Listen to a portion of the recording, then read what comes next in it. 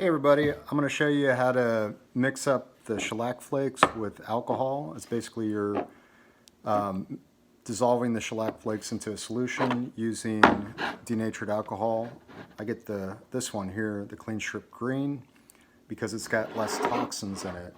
Your regular denatured is going to have a lot more methyl alcohol. So I've got to open up this guy. Give me a moment here. And I basically making a 2-pound cut. If you look it up online, it'll tell you the measurements, but it uses a lot of shellac. I reduce it down to where it's just a few tablespoons of shellac and the denatured alcohol. Now, I'm not going to actually take a measurement of this. I'm just going to eyeball it because I've made it for the last 20 years. And that's what I do. Basically, I took the shellac flakes, the crumble flakes, shellac flakes, which are the highest quality shellac. There's a few other brands that are similar, but they're priced about twice of what crumble flakes are priced at. It's the same shellac, it's just, I think it's being distributed, so the price is a little bit higher. Whereas the crumble flakes, I'm packaging it myself, and I import it from the refiner in Europe. So I went ahead and crushed the flakes a little bit more in a plastic bag with a hammer, and then I added what I usually add in, and then I'm going to just pour the alcohol in there to a certain level, about yay. So there's a little bit of room in the container too, and this measurement, I probably put a little too much shellac in there from what I'm seeing, but if you follow a 2-pound cut, it'll give you the right amount. And now I'm just going to close it up.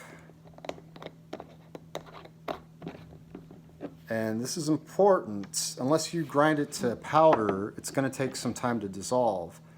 And for it to fully dissolve really well, you have to shake it throughout the day. So if you're sitting in your workshop, you know you're going to be there for 3-4 hours. This is the time to do it. And that way every 10, 15, 20 minutes or so, you pick it up, shake it. It's all going to settle down and get kind of stuck, and then you just pick it up and shake it again. And you'll notice it hasn't really changed much. It takes a little bit of time for it to really start dissolving. And we'll leave that right there. This is a finished one.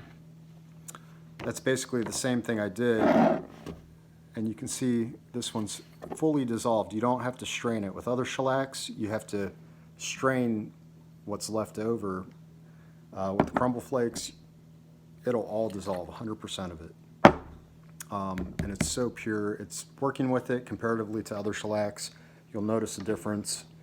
And now this is a pretty thick cut. I think it's probably more towards 3 pounds. And so I'll take a little bit out of the container when I'm using it, and then I'll dilute it down to about a 2-pound cut. And that's what's probably going to end up happening with this one. That's it, folks. Right now, I've got the garnet, the super blonde, and the blonde available. There's the garnet. The blonde and the super blonde is what I mostly use.